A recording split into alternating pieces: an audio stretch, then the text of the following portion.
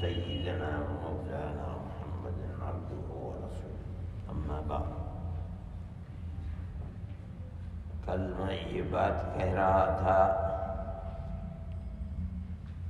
کہ رمضان کی ان گھڑیوں میں رات اور دن قرآن کی تلاوت کا اہتمام کرنا چاہیے۔ ظاہر ہے کہ ہم لوگ عربی نہیں ہیں، قرآن کی زبان عربی ہے، قرآن کی تلاوت کا حکم ہے۔ یہ حکم نہیں ہے کہ اگر سمجھتے ہو تو تلاوت کرو، نہیں سمجھتے تو تلاوت نہ کرو۔ نفس تلاوت کا حکم ہے یہ جان کر کہ یہ کلام الہی ہے، اللہ کا کلام ہے، جو ہمارے آقا حضرت محمد صلی اللہ علیہ وسلم کے پاس اللہ نے جبریل امین فرشتے کے واسطے سے بھیجا ہے۔ ہم تلاوت کر رہے ہیں، پڑھ رہے ہیں، اس لیے کہ یہ اللہ کا کلام ہے، اس لیے کہ ہمارے آقا حضرت محمد صلی اللہ علیہ وسلم کے سینہ مبارک پر یہ اترا ہے۔ آپ رات اور دن اس کی تلاوت فرمایا کرتے تھے۔ ایک ایک لفظ جو ہم پڑھتے ہیں یہ بارہا سینکڑوں دفعے آپ کی زبان مبارک سے نکلا ہے۔ اللہ نے ہمیں حکم دیا ہے اس کی تلاوت کا۔ ہمیں کیا، جس نبی پر اترا ہے اس نبی کو حکم دیا ہے کہ اے محمد علیہ السلام اتلو ما اوحی الیک من الکتاب، اس کتاب کی جو آپ کے پاس بطریق وحی آئی ہے اس کتاب کی آپ بھی تلاوت کریں۔ اور اللہ کا نبی رات اور دن تلاوت کرتا ہے۔ راتوں کو تو ایسی تلاوت کرتا ہے کہ حدیث میں آتا ہے کہ آپ نے پہلی نیت باندھی تہجد کی تو پہلی رکعت میں پوری سورہ بقرہ پڑھ گئے، اور ہماری طرح نہیں پڑھتے تھے کہ یعلمون تعلمون کے سوا کچھ سمجھ میں نہ آئے، ایک ایک حرف الگ الگ ہوتا ہے۔ کتنا وقت لگتا ہوگا۔ پھر رکوع کیا، اسی طرح جتنا لمبا قیام تھا ویسا ہی رکوع کیا، اس کے مناسب رکوع کر کے کھڑے ہوئے وہ بھی اسی کے مناسب۔ یہ نہیں کہ 3 مرتبہ سبحان ربی العظیم کہا اور سجدے میں گر پڑا۔ پھر سجدہ کیا، سجدے کے بیچ میں بیٹھے، پھر دوسرا، ہر چیز اس قیام کے مناسب کیسی ہونی چاہیے۔ پھر دوسری رکعت میں کھڑے ہوئے تو پوری سورہ آل عمران پڑھ گئے۔ پھر سلام پھیرا، پھر کھڑے ہو گئے، پھر سورہ نساء پوری پڑھ گئے۔ اس کے بعد پھر کیا سورہ انعام یا سورہ مائدہ پوری پڑھ گئے۔ اس طرح جو قرآن کی تلاوت کی جا رہی ہے وہ اسی لیے کہ حکم دیا ہے اللہ نے کہ آپ پر اترا ہے، صرف دوسروں کو پڑھانے کے لیے یا بتلانے کے لیے نہیں، یہ بھی مقصد ہے کہ آپ تلاوت کریں۔ اور اسی کی برکت ہے کہ قرآن زندہ ہے۔ صحابہ نے دیکھا رضوان اللہ علیہم اجمعین نے کہ اللہ کا نبی اس طرح گرویدگی کے ساتھ تلاوت کرتا ہے، صحابہ بھی اس پر لگ گئے۔ تابعین نے دیکھا کہ صحابہ اس طرح تلاوت کرتے تھے، تابعین اس پر لگ گئے۔ تبع تابعین نے دیکھا کہ تابعین اس طرح تلاوت کرتے تھے، تبع تابعین اس کے اوپر لگ گئے۔ آج تک سلسلہ جاری ہے، لوگ پڑھتے ہیں، قرآن کی تلاوت کرتے ہیں، جو خدا توفیق دیتا ہے، دن میں پڑھتے ہیں، رات میں پڑھتے ہیں۔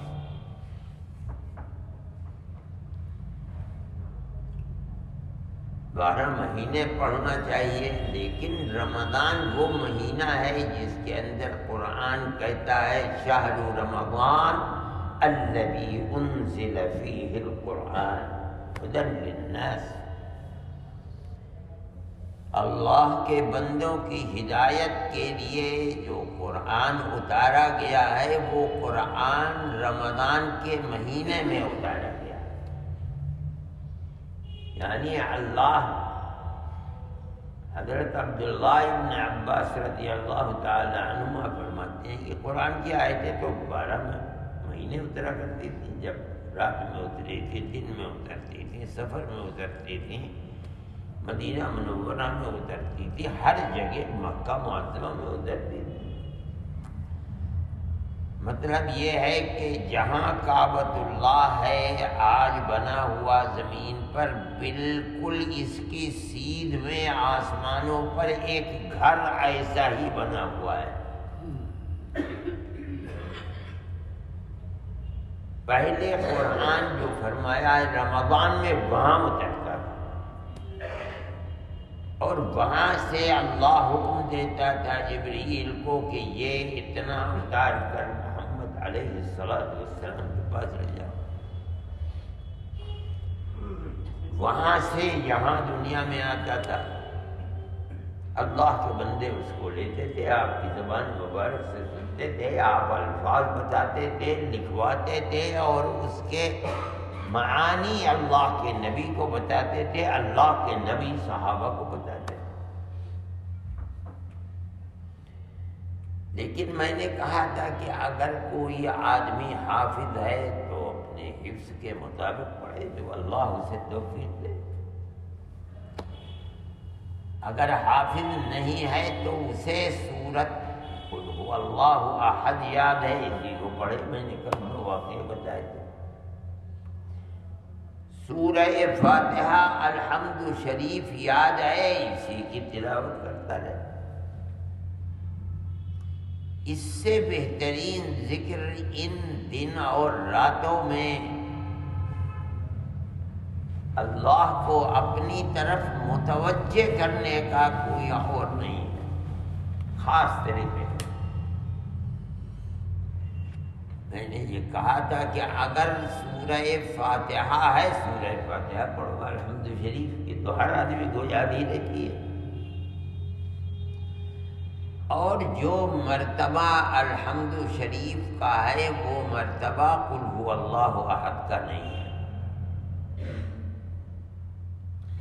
آسمان کی کتابیں جیسے قرآن ہے، ہمارے آقا حضرت محمد صلی اللہ علیہ وسلم پر اترا، اسی طرح پہلے نبیوں کے اوپر بھی کتابیں اتری ہیں، وہ بھی اللہ کی کتابیں ہیں۔ انجیل حضرت عیسیٰ علیہ نبینا علیہ السلام کو دی گئی، وہ بھی اللہ کی کتاب ہے۔ تورات حضرت موسیٰ علیہ نبینا علیہ السلام کو دی گئی، وہ بھی اللہ کی کتاب ہے، جیسے قرآن اللہ کی کتاب ہے۔ وَآتَيْنَا دَاوُودَ زَبُورًا، ہم نے حضرت داؤد کو جو کتاب دی تھی اس کا نام زبور تھا، وہ بھی اللہ کی کتاب ہے۔ لیکن حضرت محمد صلی اللہ علیہ وسلم فرماتے ہیں کہ الحمد شریف جیسی صورت کسی اللہ کی کتاب کے اندر کوئی دوسری صورت نہیں ہے۔ اس کا جو مرتبہ ہے وہ کسی دوسری صورت کا نہیں ہے۔ سارا قرآن اس ایک صورت کے اندر ہے، پہلے سورہ فاتحہ، پھر اس کے بعد سارا قرآن ایسا لگتا ہے کہ اسی ایک چھوٹی سی سورت کی تفسیر ہے۔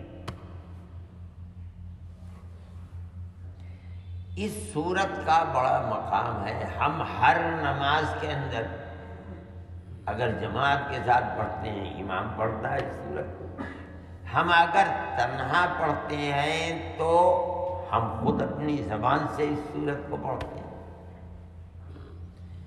اس سورت کا بڑے فضائل ہیں. ان میں ایک بہت بڑی فضیلت یہ ہے کہ جب ہم اپنی زبان سے کسی آیت کو سورہ فاتحہ کی نکالتے ہیں، اللہ اس کا جواب دیتا ہے. ہم کہتے ہیں الحمدللہ رب العالمین. ہم نہیں سنتے، ہم نہیں جانتے تھے کہ اس کا مرتبہ کیا ہے، لیکن ہمارے آقا حضرت محمد صلی اللہ علیہ وسلم فرماتے ہیں کہ جب بندہ پڑھتا ہے الحمدللہ رب العالمین تو اللہ اس کا جواب دیتے ہیں حمدنی او حمدنی عبدی، میرے بندے نے میری حمد کی ہے. اور یہ فرماتے میرا بندہ. یہ پڑھنے والے کے لیے بہت بڑی سعادت ہے کہ اللہ زمین و آسمان کا بادشاہ وہ اس غریب کو، فقیر کو، محتاج کو اپنا بندہ کہہ کر کے خطاب کر رہا ہے. میرے بندے نے میری تعریف کی ہے، میری حمد کی ہے. جب وہ کہتا ہے، پڑھنے والا پڑھتا ہے الرحمن الرحیم، بہت رحمت والا، رحیم رحمت کا والا ہے، تو اللہ فرماتا ہے میرے بندے نے میری ثنا کی ہے. اللہ کسی آدمی کو میرا بندہ کہہ کر کے خطاب کرے، یہ تو بہت بڑا اس کا مرتبہ ہے. جب وہ کہتا ہے مالک یوم الدین، قیامت کے دن کا وہ مالک بھی ہے، اللہ بندے کی طرف متوجہ ہو کہتا ہے میرے بندے نے میری بڑائی، میری عظمت کو بیان کیا. میرا بندہ ہر دفعے عبدی عبدی عبدی، میرے بندے نے ایسا کیا. یہ آدمی اور مالک السماوات والارض ایک ایک آیت کا جواب دے رہا ہے. فرماتے ہیں جب کہتا ہے ایاک نعبد و ایاک نستعین، اے اللہ ہم آپ کے محتاج گناہگار بندے، ہم آپ ہی کی عبادت کرتے ہیں، آپ کے سوا کسی کی عبادت، اور ہم آپ ہی سے مدد مانگتے ہیں، آپ کے سوا کسی سے مدد نہیں مانگتے. تو اللہ خوش ہو کر جواب دیتا ہے بھئی یہ تو میرے اور میرے بندے کے درمیان میں ہے، میرا بندہ جو مانگے گا میں اس کو وہ دوں گا. ہر جگہ میرا بندہ میرا بندہ میرا بندہ. اور جب اس کو یہ کہہ دیا کہ جو مانگے گا وہ دوں گا، اب بندہ مانگتا ہے اہدنا الصراط المستقیم، اے اللہ مجھے سیدھا راستہ بتلا دیجئے، دکھلا دیجئے، ہدایت دے دیجئے سیدھے راستے کی. کون سا سیدھا راستہ؟ وہ ان لوگوں کا، انبیاء، صدیقین، شہداء، صالحین، ان کا راستہ دکھلا دیجئے، ہاتھ پکڑ کر کے وہاں پہنچا دیجئے. صراط الذین انعمت علیہم، ان لوگوں کا راستہ دکھلا دیجئے، راستے پر چلا دیجئے جو کون تھے؟ اولئک الذین انعم اللہ علیہم من النبیین والصدیقین والشہداء والصالحین.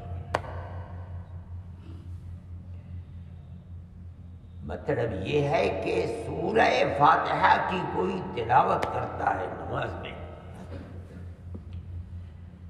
یا نماز کے باہر، اللہ کی طرف اگر متوجہ ہوتا ہے کہ میں کس سے کہہ رہا ہوں، کس کی حمد و ثنا بیان کر رہا ہوں، کس کو کہہ رہا ہوں، اپنے اللہ کو کہہ، تو یہ نہیں ہے کہ اللہ غافل ہو جائے گا، نہیں، اللہ اس کو ایک ایک آیت پر جواب اور بڑی محبت کے ساتھ جواب دے گا، میرا بندہ۔ کوئی اپنی اولاد میرا بچہ ہے، یہ محبت کی بات ہے، اللہ اپنا بندہ کہہ کر کے اس کو جواب دے رہا ہے۔ اس کا پورا پھل جبھی ملے گا جب غافل ہو کر نہ پڑھے، جب پڑھ رہا ہے نماز میں تو متوجہ ہو اللہ کی الحمدللہ رب العالمین، تمام جہان کے مخلوق کے پالن ہار، پالنے والے کی میں حمد بیان کیا۔ اللہ کہتا ہے میں ہی تو ہوں، میرا بندہ میری حمد بیان کر رہا ہے۔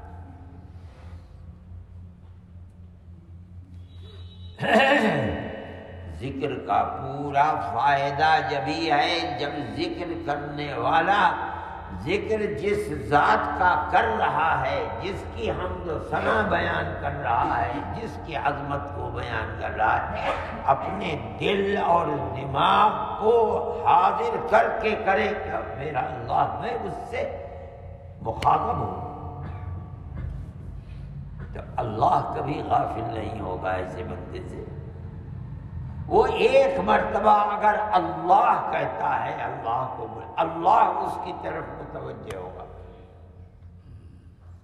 اگر وہ ایک مرتبہ لا الہ الا اللہ کہتا ہے اور یہ سمجھ کر کے کہ اللہ میرے دل میں بیٹھا ہے، میرے سامنے ہے، جیسا بھی ہے، کما ہوا فی ذاتہ و صفاتہ، تو اللہ اس کو جواب دے گا۔ کب؟ جب دماغ حاضر ہوگا۔ نہیں اللہ اللہ کہتا رہے گا، تو اللہ کی طرف متوجہ نہیں، اللہ تیری طرف بھی متوجہ نہیں، محتاج تو ہے، اللہ تھوڑی محتاج نہیں۔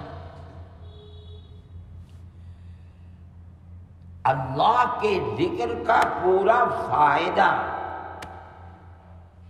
چاہے وہ ایک سورہ فاتحہ کیوں نہ ہو، جس کو ہم دن میں 50 دفعے پڑھتے ہیں، خدا کی توفیق، پورا فائدہ جب ہے جب ایک ایک آیت کی طرف ٹھہرے کہ اللہ مجھے جواب دے رہا ہے۔ اور کیا جواب ہے؟ پہلی آیت کا جواب ہے حمدنی عبدی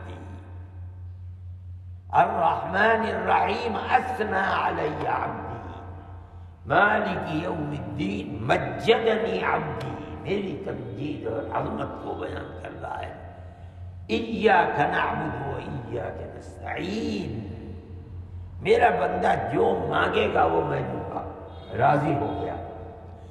بغیر راضی ہونے کے کوئی کسی کو کچھ نہیں دیتا۔ کسی بڑے آدمی کے دربار میں کوئی جاتا ہے مانگنے والا تو پہلے اس کی تعریف کرتا ہے، آپ ایسے ہیں ویسے ہیں، پہاڑ ہیں، بڑے سخی ہیں، اور آپ جیسا تو کوئی ہے، پھر اس کے بعد کہتا ہے مجھے یہ ضرورت ہے۔ تو ان 4 آیتوں کے پڑھنے سے جب دل کو حاضر کر کے اللہ راضی ہو گیا، اب رحمان کیا مانگتا ہے؟ خدا کی طرف سے یہ چیز ہے، بول کیا مانگتا ہے؟ اب بندہ مانگتا ہے وہ چیز جس سے اس کی دنیا اور اس کی آخرت دونوں آباد۔ اے اللہ ہدایت دے دیجیے۔ کس چیز کی ہدایت؟ کہاں جانے کی ہدایت چاہتا ہے؟ آگے کہتا ہے اے اللہ دنیا کی نہیں، میں تو تیرے محبوب سے محبوب تر جو بندے ہیں میں ان کے راستے پر چلنا چاہتا ہوں۔ اس نے وہ بھی بتا دیا الذین انعمت علیہم، جن پر آپ نے انعام فرمایا ہے۔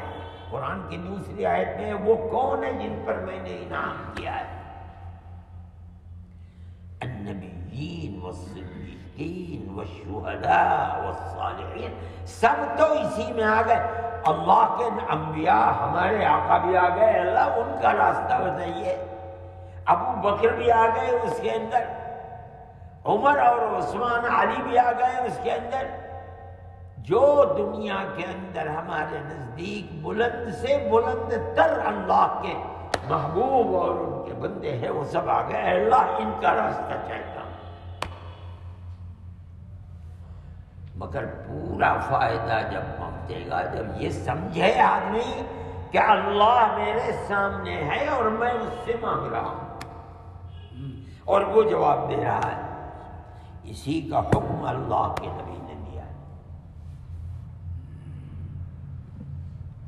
حضرت ابن عمر رضی اللہ تعالیٰ عنہ فرماتے ہیں میری کمر پر کسی نے پیچھے سے ہاتھ رکھا، میں نے مڑ کے دیکھا تو آقا نامدار حضرت محمد صلی اللہ علیہ وسلم فرمایا اعبد ربک کأنک تراہ۔ اے ابن عمر، اللہ کی عبادت اس طرح کر جیسے تو اللہ کو دیکھ رہا ہے۔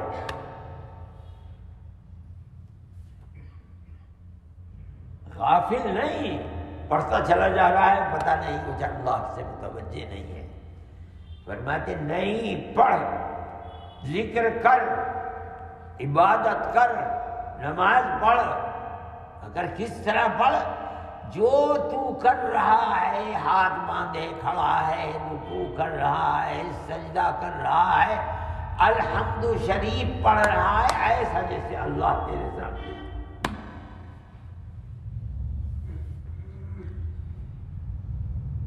عبادت اللہ کی کرنا بہت بڑی خدا کی نعمت ہے کہ اس نے توفیق عطا فرمائی۔ ہم اگر نماز پڑھتے ہیں تو اسی کی توفیق سے پڑھتے ہیں، قرآن پڑھتے ہیں اسی کی توفیق سے پڑھتے ہیں، نماز پڑھتے ہیں اسی کی دی ہوئی توفیق سے پڑھتے ہیں۔ وہ جن کو جس کو توفیق نہیں دیتا کتنے تباہ حال ہیں، نہ روزہ رکھتے ہیں، نہ نماز پڑھتے ہیں، نہ قرآن پڑھتے ہیں۔ جو پڑھتا ہے خدا کی توفیق سے پڑھتا ہے، اللہ کی توفیق سے پڑھتا ہے۔ بندے کا کام یہ ہے کہ اس توفیق کے اوپر اس کی طرف متوجہ ہو۔ تبھی ذکر کا پورا، میں نہیں کہتا ہوں کہ کوئی فائدہ نہیں ہوتا، نہیں، پورا فائدہ جب ہی ہوگا۔ یہ بڑی اللہ کی قربت اور انعام کی بات ہے۔ ہم آیتیں پڑھ رہے ہیں اور وہ ہماری طرف مگر شرط ہر آیت کے اوپر متوجہ ہو، ٹھہرے۔ اللہ جو فرما رہا ہے گویا کہ اس جواب کا منتظر۔ اللہ نے یہ فرمایا، میرے بندے نے میری حمد کیا ہے، میرے بندے نے میری ثنا بیان کی ہے، میرے بندے نے میری عظمت کو بیان کیا ہے۔ اب ایاک نعبد و ایاک نستعین، یہ بتا تو مانگتا کیا ہے؟ جو مانگے گا وہ دوں گا۔ وَلِعَبْدِي مَا سَأَلَ، جو مانگے گا وہ دوں گا۔ وہ تو کیا مانگتا ہے؟ اب بندہ کہ اهدنا الصراط المستقیم، اللہ ہدایت دے گا، وعدہ کیا ہے، مانگ کیا مانگتا ہے، میں دوں گا تجھے۔ میرے بھائی، یہ رمضان کی گھڑیوں میں نماز کا پڑھنا، اگر کچھ نہیں آتا سورہ فاتحہ کو پڑھ، اس سے کسی اللہ کی کتاب کے اندر ایسی صورت جیسی قرآن میں یہ دی گئی ہے، اللہ کا نبی فرماتا ہے کسی کتاب میں ایسی صورت نہیں۔ مطلب یہ ہے کہ قرآن میں بھی ایسی صورت ہے، سب سے پہلی صورت قرآن کی یہی ہے۔ اس لیے جب ذکر کرو تو فائدہ اس کا جب ہی مرتب ہوگا، پورا فائدہ جب اللہ کی طرف متوجہ ہو۔ میں کس کا ذکر کر رہا ہوں؟ اللہ کی طرف سے اس کا جواب ملے گا۔ آدمی متوجہ ہو اور اللہ اس کی طرف متوجہ نہ، اللہ جانتا ہے کہ یہ توجہ کے ساتھ مجھے یاد کر رہا ہے یا بغیر توجہ کے، اگر توجہ کے ساتھ ہے بندہ اس کی طرف متوجہ ہے تو اللہ کی طرف سے جواب نہ ملے، نہیں، اللہ کی رحمت تو ہر چیز پر بھاری ہے، رحمتی وسعت کل شیء۔ چنانچہ حدیث میں آتا ہے کہ فرماتے ہیں نبی کریم علیہ الصلاۃ والسلام کہ سورہ فاتحہ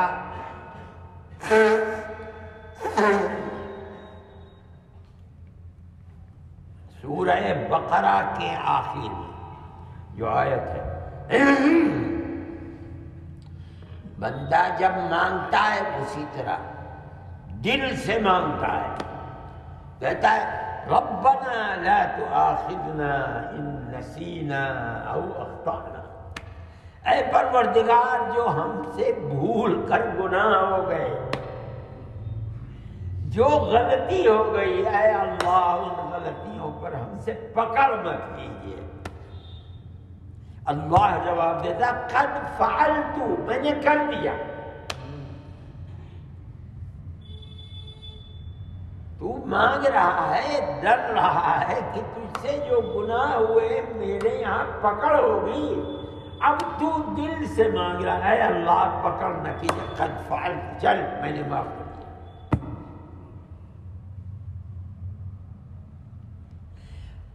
ہر دعا جو اس سورت کے اندر ہے 3 مرتبہ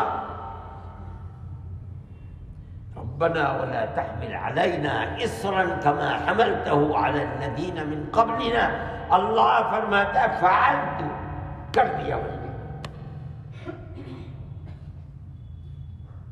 ربنا ولا تحملنا ما لا طاقة لنا به، اے اللہ ہم پر اس چیز کا بوجھ نہ ڈالیے جس کا کرنے کے ہمارے اندر طاقت نہیں ہے، اے اللہ معاف کر دیجئے، ہمارے گناہوں کی بخشش کر دیجئے، ہمارے اوپر رحم فرما دیجئے، آپ ہمارے اللہ ہیں، انصرنا علی القوم الکافرین، جو آپ کا انکار کرتے ہیں، آپ کو نہیں مانتے، ہمارے اوپر چڑھائی کرتے ہیں، اے اللہ ان کے مقابلے میں ہماری مدد کیجیے۔ اللہ فرماتا قد فعلت، میں نے کر دیا۔ آدمی جب دل اور دماغ کو ذکر کرنے میں جس ذات کا ذکر کر رہا ہے لگا دیتا ہے، بیٹھ کے ذکر کر رہا ہے، اللہ کو اپنے سامنے سمجھ رہا ہے، چاہے وہ سورہ فاتحہ ہو، چاہے وہ لا الہ الا اللہ ہو، چاہے اللہ ہو، چاہے الا اللہ، جو ذکر بھی ہے، چاہے سبحان اللہ ہے، چاہے الحمدللہ، جب وہ یہ سمجھ کر رہا اللہ میرے سامنے، میں اسی کا تو ذکر کر رہا ہوں، اللہ اپنے منہ کو پھیر لے نہیں، اس کی رحمت تو بڑی باری ہے، وسعت کل شیء، وہ جواب دیتا ہے۔ میرے بھائی توجہ کے ساتھ جو بھی وقت ہے رمضان کے اندر، تھک گئے سو جاؤ، اٹھو پھر کرنے لگو اللہ کا ذکر۔ اللہ کا ذکر صرف رمضان کے ذکر کے لیے نہیں، لیکن رمضان کے اندر ذکر اللہ کی قبولیت زیادہ ہے، اس لیے کہ اللہ کی رحمت متوجہ ہے۔ اگر رمضان کا ذکر مقبول ہو گیا تو اس کی علامت یہ ہے کہ رمضان گزرنے کے بعد بھی پھر یہ ذکر چھوٹے گا نہیں، اور اگر چھوٹ گیا تو اس کا مطلب یہ ہے کہ رمضان میں قبولیت نہیں ملی۔ اس لیے میرے بھائی اتنا ذکر کرنا چاہیے اور اس طرح ذکر کرنا چاہیے اللہ کا کہ اللہ بھی متوجہ ہو جائے اپنے بندے کے ذکر پر، تب اس ذکر کا پورا فائدہ ہے، اور یہ سمجھا جائے گا کہ اللہ تعالیٰ مرتے دم تک اس ذکر کو جاری کر دے گا۔ اس کی کوشش کرنی چاہیے، سمجھنا چاہیے۔ سورہ فاتحہ کو پڑھتے ہوئے، چاہے وہ نفلوں میں پڑھ رہا ہے، فرض میں پڑھ رہا ہے، امام کا سن رہا ہے، دل متوجہ کہ ہر آیت کا جواب اللہ کی طرف سے ہے، تو اس ذکر کا انسان کے ریشے ریشے کے اندر اثر ہوگا اور اس سے فائدہ ہوگا، اور اللہ کی محبت دل کے اندر پیدا ہوگی، اور یہی سب سے بڑی اس دنیا کے اندر نعمت ہے کہ موت ہوگی اپنے محبوب کی یاد میں، جس سے محبت ہے۔ اس کا مطلب ہے کہ اس کو تو حسن خاتمہ مل جائے۔ اس کی کوشش کرنی چاہیے۔ اللہ ہم سب کو حسن خاتمہ میسر فرمائے، اور ہمیں اسی طرح ذکر کی توفیق عطا فرمائے کہ ہم ذکر کریں اور غفلت کے ساتھ نہ کریں۔ وآخر دعوانا ان الحمد للہ رب العالمین۔ Thanks for watching. Don't forget to like, comment, share and subscribe to Al Wahid channel.